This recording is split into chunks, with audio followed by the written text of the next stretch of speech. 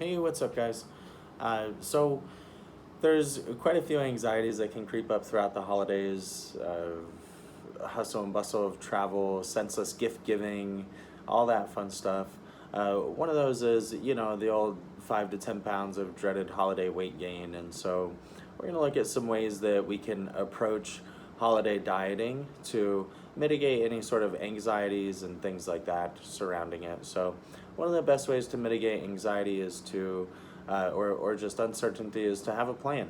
And so the way that we see it is we pretty much have three options for holiday dieting, right? And so one is to continue to strictly diet throughout the holidays. And another one might be to strictly diet with planned deviations. And another option, which is probably our favorite, is to just don't strictly diet and do partake in those holiday meals and maintain weight, right? And so we'll chat about the three of those real quick. Continuing to strictly diet throughout the holidays is a totally viable option. And if you have something coming up where you need to be a lower weight for that event or competition or something like that, totally awesome. If maybe you're just kind of like in a really good groove with like fat loss and dieting, and you're like, man, the holidays are coming up, I don't want to mess it up, I'm doing really good with my motivation levels and things like that, then totally fine. Continue to strictly diet and cruise on through the holidays. The second option, dieting with planned deviations, is like a real slippery slope and probably like not our most recommended one, but not completely impossible either.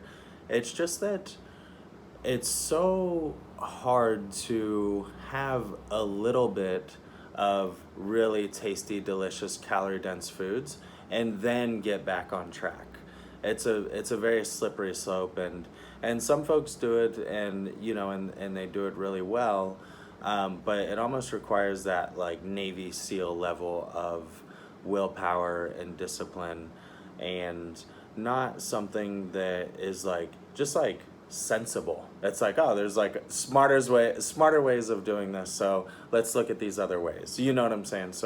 But also not impossible, and maybe some people, it's just how they do things and they have it down there. So that's fine. But there's a lot that goes into strictly dieting as far as appetite control, hunger management strategies, and things like that. And a lot of things that control or trigger hunger or appetite is food selection. And so if we have these goals for these strict diets, but then we're gonna plan these kind of deviations, that's really gonna throw off appetite and make appetite out of control, and make hunger management much harder, then we should consider that. So not a completely unrealistic option for some folks, but just maybe not the smartest approach for the majority of us. So on to our third option, which is probably the most sensible for most folks, is to just maintain weight throughout the holidays and enjoy your festive meals, right? And so what this would entail is continuing to go to those holiday meals, right? Like, don't skip any holiday meals. Where that could get a little out of control is if you have like 10 holiday parties to go to and you're gonna go to them all, like maybe we need to skip one or two of those. But if you've got like, I don't know, 5 to 7 holiday parties to go to, you've got a couple Christmas dinners, a couple Thanksgiving dinners, a New Year's Eve party. We're hosting our annual Christmas cookie party, and so you have like 5 to 7 of those to go through. You're probably not gonna need to skip any of those for any substantial reason, right? So it's really not even worth considering. Do not skimp on any holiday portion sizes, you know. So if you go to Thanksgiving dinner and you're like, I'm having third and fourths and fifths, like, fine, do that. You know, that's what it's for. The goal is to eat for enjoyment at a Thanksgiving dinner, you know. So that's typically what folks are doing. That's what you're there for, and that's totally fine. And that's our goal. So let's not mess with it, right? Let's not skimp on those portion sizes. Let's go and let's enjoy those things. So what we do recommend is do adjust your non-festive meals. Okay, so we're gonna eat in a calorie surplus as some of these festive meals. So let's take a look at our non-festive meals and maybe try a little bit harder to eat a little bit more sensible during those meals. And how can we do that in its simplest form? Let's have a lot more lean protein and a lot more veggies in our non-festive meals. Just try to have a little bit less carbs and fats, okay? Very simple. We do not have to starve ourselves in our non-festive meals. We just increase your amount of lean protein, increase your amount of veggies, eat plenty of them. Don't starve yourself in your non-festive meals. It's not necessary. And just be sure to adjust those non-festive meals. So the fourth rule for maintaining weight is to continue to train and train hard. Okay.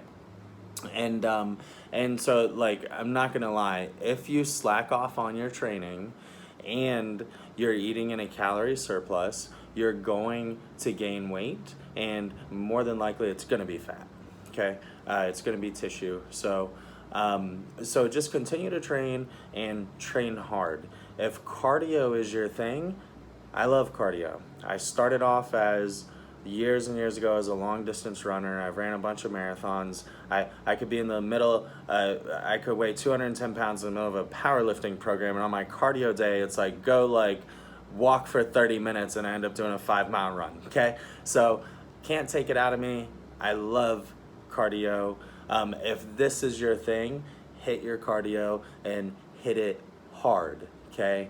I will say that eating in a calorie surplus, that weight training is going to have more benefits to build lean muscle mass and muscle in general, which for both guys and girls translates into just being leaner.